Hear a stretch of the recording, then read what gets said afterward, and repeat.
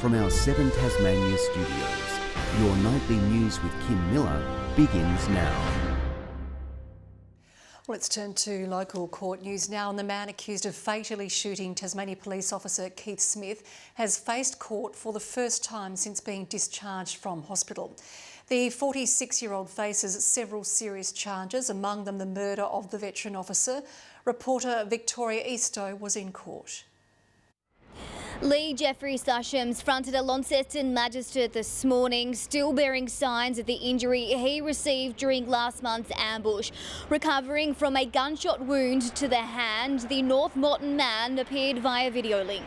The 46-year-old is accused of gunning down Constable Keith Smith on June 16 when police were at the Northwest property to serve a court-ordered warrant to repossess his home.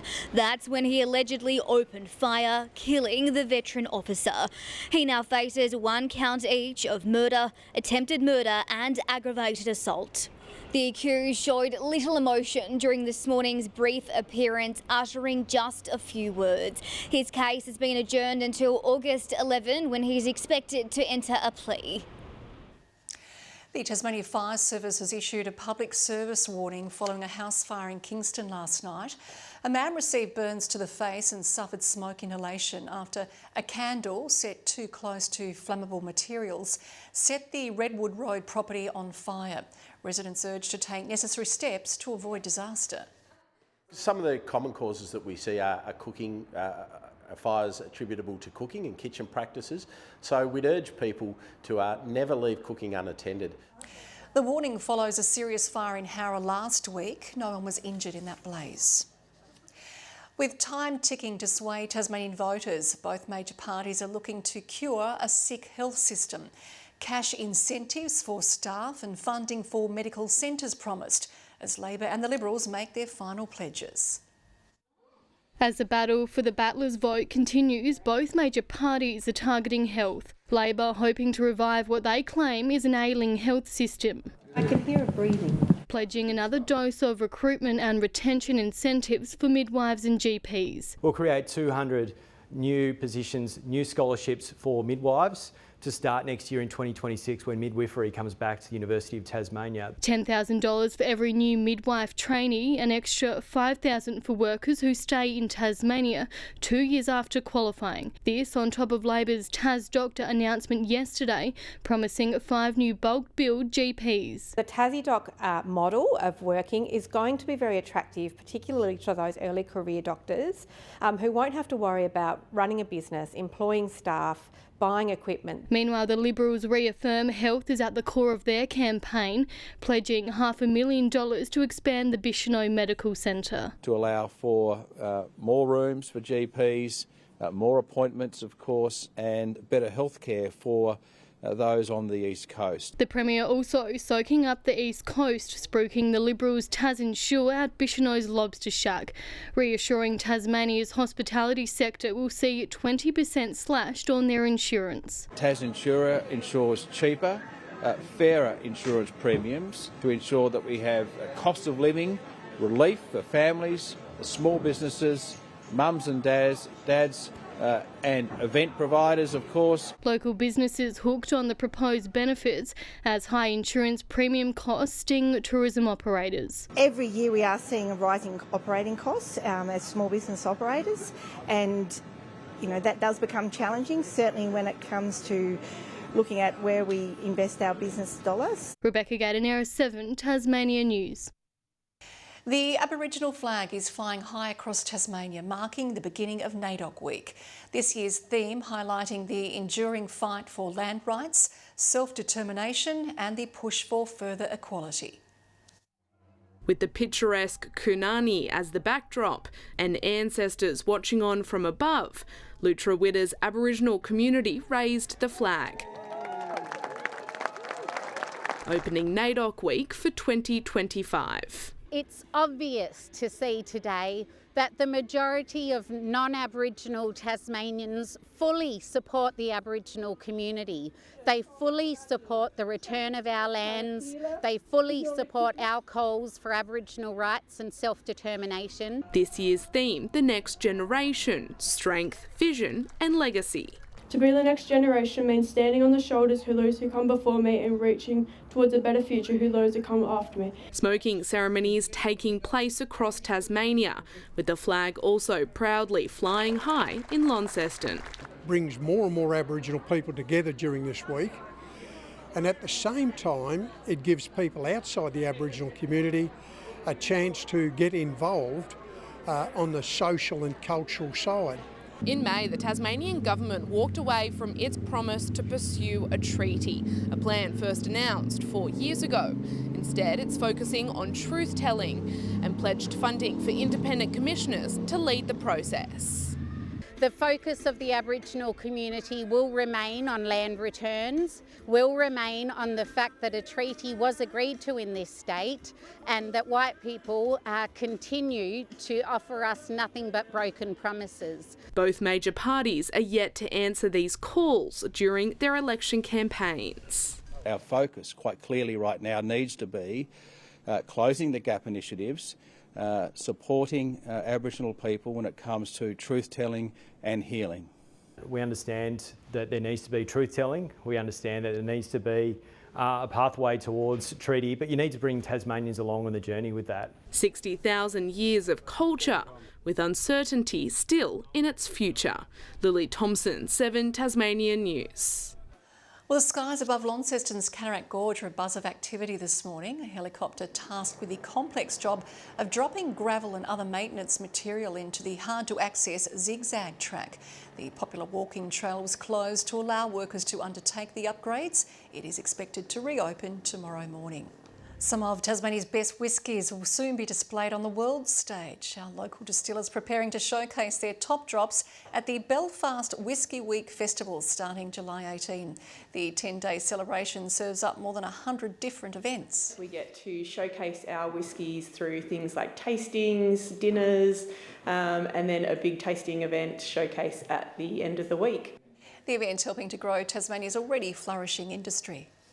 We've won best single cask whisky best in the world twice now in Tasmania, and another slew of awards all across the world. What we produce here is second to none around the world.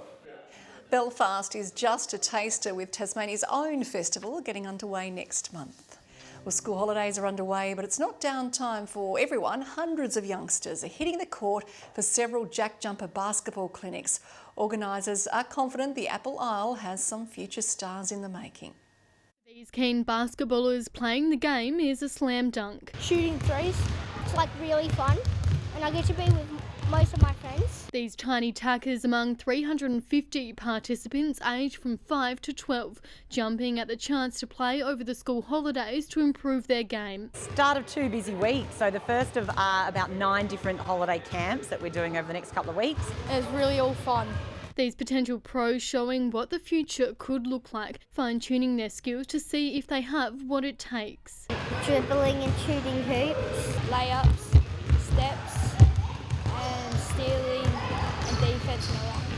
I've learned more games to play and more tricks. The stakes are a little higher for the older ones, ready to take their skills to the next level. We also offer stuff for under 14s and under 16s, where it's a bit more of that gameplay, working on expanding their basketball IQ. The clinic's aiming to get more kids onto the court, with participation numbers continuing to shoot up, showing promising signs for the Ant Army's future. Rebecca Gadanera, 7 Tasmania News.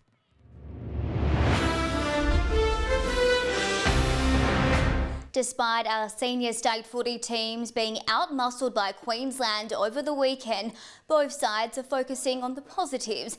The men's 38-point loss proving useful exposure for a relatively young team, while the women are happy with their strong start despite falling short by 42 points.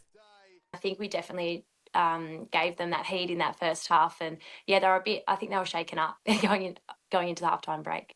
It's back to regular programming this weekend before the state teams take on New South Wales in 2 weeks' time. Tasmanian Jack Woodbury has bounced back from a not-so-perfect start to take home gold at the Europe Triathlon Junior Cup in Hungary. In a sprint finish, the 17-year-old held off a trio of Hungarians to claim the win. a wry smile on the face, the blue carpet under his feet, and it's another gold for Australia. Aubrey now has his eyes set on Junior World selection. Well, watch out 2032 Brisbane Olympic Games, because if this is anything to go by, Tasmania will be well represented. Records tumbled across the board at the weightlifting Tasmania Under-15 Youth State Championships. Darcy de Bruin starred, snatching state and national records across 3 categories.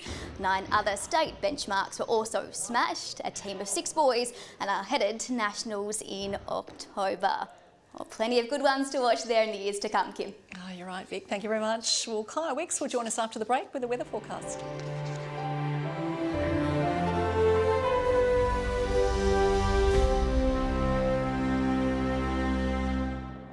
Good evening. Hobart, Launceston and Devonport all 14 today. One up in Burnie with 15 degrees. A lovely 17 at St Helens, Friendly Beaches 16. The Islands, Smithton and Strawn 15, 14 at Low Head, Lyowini 13, 11 at Grove and also Bushy Park. Low cloud was seen about the east today. There was also some valley fog that lingered across many parts. A cloud band moved over southern WA, extending into the Southern Ocean, associated with a cold front. Now tomorrow that cold front approaches southern states as an associated low shifts to the southwest of Tasmania. North-northwesterly winds increasing up to 35 knots in western and northern waters. West-southwesterly swells building to 4 metres in the east and south. A gale warning has been issued for coastal waters between Southeast Cape around to east of Flinders Island, and a strong wind warning is in place for all remaining coastal waters. Back to wintry conditions we go tomorrow. Maybe a shower or 2 in Hobart 13, wet and windy at Adventure Bay 14, 10 degrees in Tarraleah after a morning frost. The north are in for plenty of rain, 14 in Launceston and Bridport, Devonport 13. That rain will extend further west, Burnie 13, 14 the top for Strawn and Marrawar. Showers developing in the east, St Helens, Swansea and Whitemark, all 15 degrees. Showers about the West and Bass Strait Islands on Wednesday. Morning snow falling to 900 metres with some possible hail in the west. Isolated showers statewide on Thursday as snow continues to fall to 900 metres. Showers then contracting to the west, south and Bass Strait Islands with hail that remains about the west. A frosty start on Friday morning. Some more showers are expected about the west and Bass Strait Islands. To the national forecast now for Tuesday, 18 and partly cloudy in Sydney, 22 and fine in Brisbane, 14 and windy in Melbourne with developing showers. Mostly clear in Hobart right now, 8 degrees. Mostly clear also in Launceston with 7, but cloudy in Devonport with 6. Plenty of sunshine today, Kim, but tomorrow that'll be another story. Not great for the school holidays. Thanks, Kaya. Well, that wraps up tonight's bulletin. We'll have news breaks throughout the night, but for now, on behalf of the team, it is good night.